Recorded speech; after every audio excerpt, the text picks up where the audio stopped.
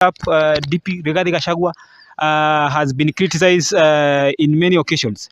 He has been deputy president who has been saying Kenya is a company where it belongs to shareholders. The other days he said the Kenya Kwanza will first of all reward those the allies who walked the long journey until they won the election. And recently there has been he has been criticized over being like he's the leader of Mount Kenya. Although he's the deputy president, he has been making a lot of entrances in mother tongue, in Kikuyu language, and people has been asking, do we have the deputy president, or the deputy president position is vacant and the deputy president is the president of the Kikuyu? Okay, the issue of Rigathi Gachagua. But Rigathi Gachagua was a very good man before being elected. Before being elected, right? Yeah, and I believe he can change. He's a good man even.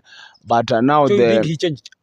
He changed, but after tasting power, Gachagua forgot that he was elected. Although by he started messing up when he was taking the oath. Yeah, during that time. Yeah, I don't know what was wrong with him during that day. But now Rigathi Gachagua, as I said, was a good man before being elected. After being elected, Rigathi Gachagua forgot that he's a deputy president for the 50 million Kenyans. Whether they voted in for Kenya Kwanza or not, he's a deputy president, and he should now occupy that seat as a deputy president of Kenya, not the deputy president of Kikuyu or a few UDA supporters or Kenya Kwanza supporters. Now, I kind disagree with Gachagua from the utterances that he has been making since he was elected, because Gachagua, it's like he's still in campaign mode. He's still in campaign mode, and I believe he will change because now the president is there.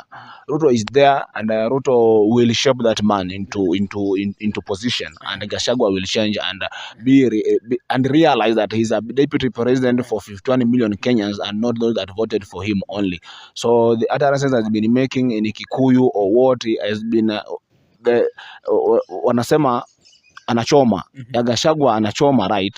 But now he will change because he will be brought into position by the deputy president, who I believe is a very good man. He can shape those leaders that are below him to become powerful leaders like him. So Dp Gachagua is heading to the wrong direction? He's heading the wrong direction as a deputy president. You know, I don't know whether it's an influence because Gachagua came from an MP, a one-term MP, to deputy president. So it's like he doesn't know what power is, or he has not been occupying such a big office before.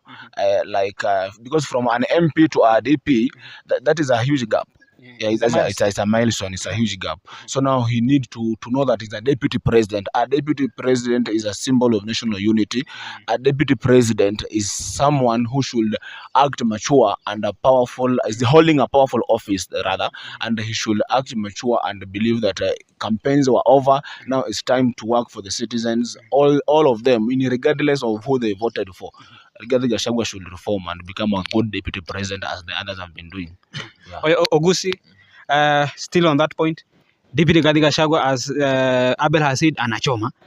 Do you believe if the ODM or the Azimio, Laila Amolo Odinga and Martha Karua were the one in position, we could have been having a different lifestyle? Before you chip there, what is your point of view on Rigathi as you make comment on that? I can say that Rigathi Gachagua is a perfect example of people who went to school but didn't learn at all. A very incorrigible man, rotten to the core, and it's a disgrace to the African politics. People know this. Martha Karua has got records. The way she speaks, she would have been better. She would have treated a Kenyan in totality.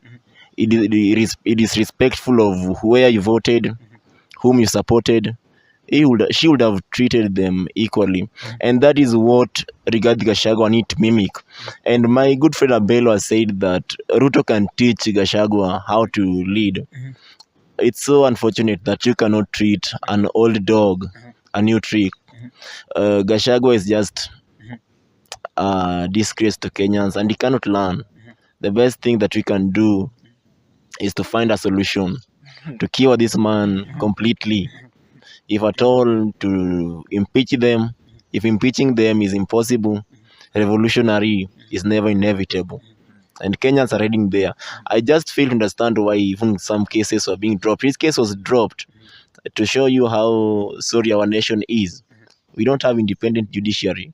Something that was said that he was guilty, he was charged. The moment Ruto came into power, the cases were dropped, dismissed, saying that the man was the man was innocent. So unfortunate, Mwaura. So unfortunate. I really cried. And he got back his money. He got back his money, and Kenyans are crying. And majority of them are crying in their humble silence. You cannot steal the money from the nation. It's so unfortunate, Maura, and we need to get our fact correct. Abel, Lockstar has raised an issue there. Dp Gachagua, his case has been dropped and he got his money back. I remember President William Ruto making his speech on during the when he was taking oath, and he was saying, if I when I drop this Bible, I will go to the cartels and those people who are being taking the advantage of the loopholes and taking money. And now we have not seen those who has been arraigned in court for corruption cases. Okay, first, let me respond to what Rockstar's issue has.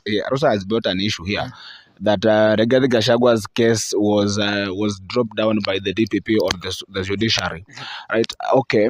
We believe that the independence of the judiciary is very paramount, very important, right? So now the Rigathi Gachagua's case, there are so many, but not only Rigathi case was dropped. They were in Kenya kwanza. Rigathi Gachagua, Aisha Jumwa, and there are others that their cases were dropped, right? So those cases were politically instigated because now they were supporting. He was proven guilty. He was proven guilty because now listen in court. Because who was powerful? Who was the powerful man during that time? It was Uhuru. So you say Uhuru was in power. The judicial one was not independent? That time the judiciary was not independent. Now the reason why Uhuru declined appointing the 10 judges, 10 judges during his tenure, it's because now the independence of the judiciary was undermined. Now when President Ruto came into power, he brought back the life to the judiciary, right? So now these cases were politically instigated. Now after Ruto became the president, now the judiciary was in order and it followed the suit that it should follow. It followed the constitution, the right path. Now the cases were dropped because now they were illegally brought into them. What about the irony of going to those who are collapsed as cartels? Yeah, Ruto will deal with the cartels. When? And the time is due. It's the time now. He's working with them. He's working. No, he's not working with them, but he's working on them. He will deal with them accordingly when the time is due. And I believe towards the end of the first year in office, all the cartels will be brought to book. He will jail them. They will no longer exist in Kenya. So let's believe they are piling evidence. They are piling evidence. It takes time. We need an evidence, substantial evidence that will take these people to jail. We cannot just go there because so and so is cartel, because so and so are said. No, we need an evidence that will be substantial to our court chambers, and we will bring them to book, and then comes due. Okay, Ogusi, as you end up your message on maybe to Kenyans, the youths, and due to the economic hardship they are going through, as a comrade. As a comrade and a young leader and a visionary guy, I want to tell my youths, the youth of this nation, that they should never give up. The journey has never been for the faint-hearted. The journey has never been for the weak. The time will tell. They should work out their hearts, and they should roll up their sleeves, go into the arena of action. They should plant that tree, knowing that they may not enjoy its shadows, but another generation will plant it, another generation will water it, another generation will eventually enjoy its shadows. So we should keep on punching. We should keep on deconstructing this government, because that's the only way we can save the nation. We should continue sanitizing the politics of this nation. We should not embed in ethnic politics, politicization of ethnicity. That's the only way that we can save the nation as the youth. And we have got a say. mostly the comrade have got to say. When you look at the fight for independence in African states, it was the comrades that spearheaded these things. It was the elites. But the problem with our elites is that they are so scared. They think that when they speak out, they will be butchered the following day. So we are going there. They should just take heart, be strong, and we are going to achieve whatever is good for the nation. Okay, thank you so much. Abel, your final remarks? My final remarks is to urge my fellow youth to keep focus, keep going, work harder. If you are praying, pray. If you are fasting, fast harder, so that your future can be green, so that your future can be good. We came to school not only to learn or go out here with a degree. No, we came here also to open up our minds for our future. The world is waiting for us. The world is waiting for us. So this thing of saying that I don't know the degree I'm going to tarmac, I don't know what. Yeah, tarmacking is there, but now what are you going to do with that paper after graduating? So we work hard, keep pushing, work towards your goal, work towards your vision, and I believe there is a day a comrade will smile. There is a day a fellow youth will smile. A day is coming whereby all of us will be living in unison, whereby all of us will not be differing politically, differ in ideology, but also will be sitting on the same table, in a dinner table, having lunch, having supper, negotiating on how bright we will make our future be. So now I believe hard work pays, and we should not give up. Should keep focusing, keep pushing until you make it.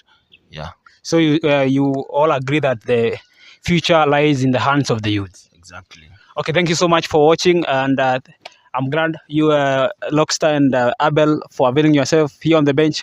We had a good and a comprehensive discussion here. Thank you so much for watching.